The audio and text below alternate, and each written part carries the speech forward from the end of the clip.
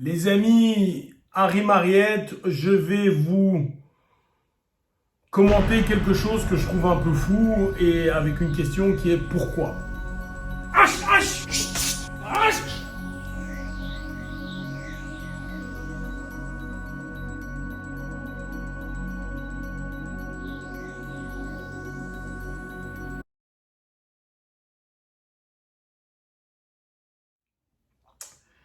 Voilà, vous avez vu la photo, je vais la remettre maintenant. Il y a eu un combat de MMA dans une organisation polonaise qui s'appelle MMA Attack 4 entre deux combattants, Mateusz et Christian.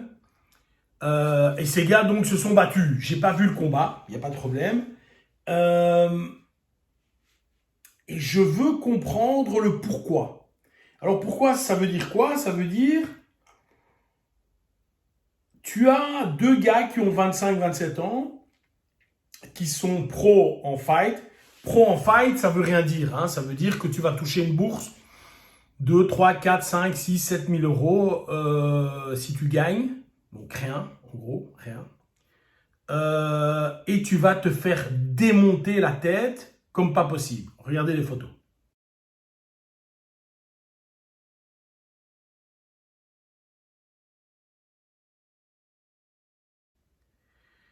On voit clairement dans ces photos que les deux ont le nez cassé, que les deux ont les arcades pétées. Donc un a déjà été recousu des deux côtés. Les pommettes ont été touchées, etc., etc. Les lèvres sont gonflées. Donc il y a eu des dizaines et des dizaines de coups qui ont été portés à la tête. Ce qui va laisser, des traces au niveau lifetime, enfin je veux dire pour toute leur vie au niveau de leur visage. Hein, vous voyez des champions comme Wanderlei Silva aujourd'hui, vous voyez sa gueule, il a la tête d'un alien. Deux, en ce qui les concerne, je ne peux pas imaginer qu'il n'y ait pas une série de commotions cérébrales derrière et des dommages qui ont été faits au cerveau. Je ne peux pas l'imaginer. Ce que moi, je ne comprends pas. Alors, évidemment, tout dépend du public qui écoute ça. Je ne suis pas en train de dire que je suis contre les sports de combat. Pas du tout.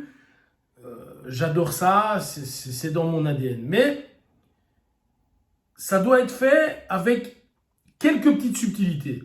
Il faut qu'il y ait deux personnes qui sont toutes les deux très bonnes, ou en tout cas assez bonnes dans leur domaine, qui, si je veux un match équilibré, ont une force ou un niveau, je vais dire ça comme ça, similaire. Ça, c'est une chose. Et deuxième chose, il faut qu'il y ait un arbitrage qui soit capable de stopper avant qu'il y ait des dommages incroyables à l'un ou aux deux combattants, ce qui visiblement n'était pas le cas ici. Maintenant, les amis, tu fais des arts martiaux mixtes, puisqu'on parle de MMA, mais c'est pas vraiment le MMA que je pointe. Hein. Ça pourrait être du karaté. Moi, je me souviens avoir vu quelques accidents, des gars qui avaient reçu des coups de pied dans la gueule, qui s'étaient fracturé la tête par terre, enfin des trucs très graves. Tu peux faire de la boxe normale ou du kickboxing, n'importe quel sport de combat. Quel est parmi nous le parent, le père de famille ou la mère de famille qui se dirait, tiens, c'est super, je veux que mon fils devienne comme ça. Je ne peux pas l'imaginer. Quel est le jeune homme, alors, doué de raison, hein.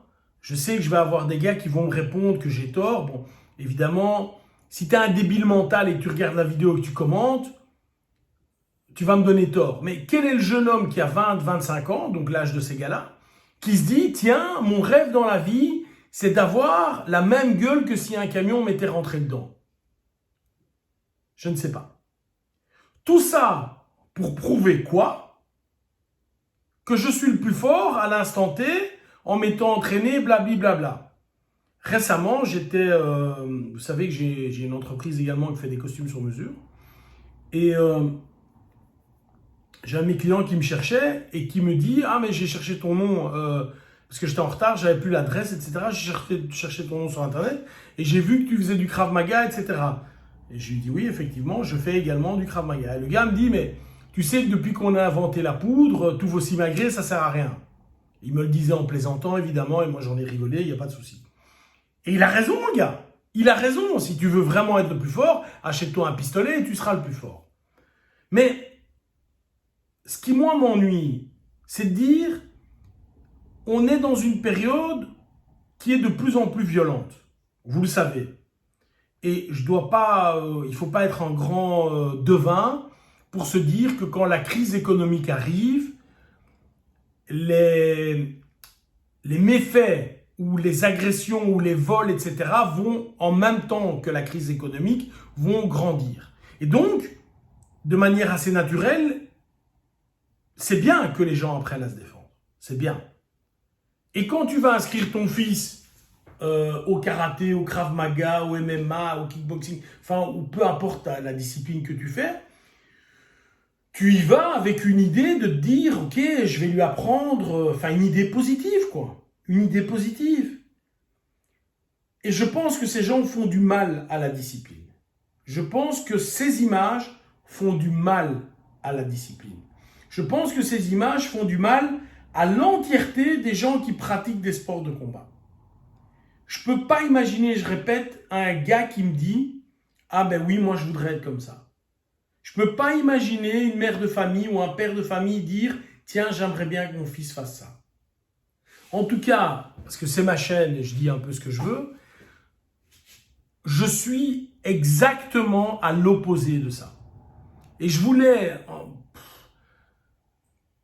pas sous forme de coup de gueule, mais je voulais quand même le signifier parce que ça, c'est pas les sports de combat. Ça, c'est pas les disciplines martiales.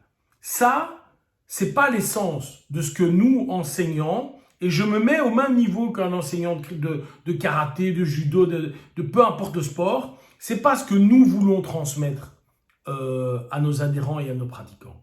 Donc bref, je ne comprends pas comment est-ce qu'on en arrive là. Et si vous avez des enfants à inscrire dans un club d'arts martiaux, quel qu'il soit, je répète ce que j'ai déjà dit 1 milliard de fois. Allez vers de bonnes personnes. De bonnes personnes, des gens qui ont de bonnes valeurs. Ce qui empêchera, je l'espère, votre fils ou votre fille d'un jour revenir comme ça. Bye bye.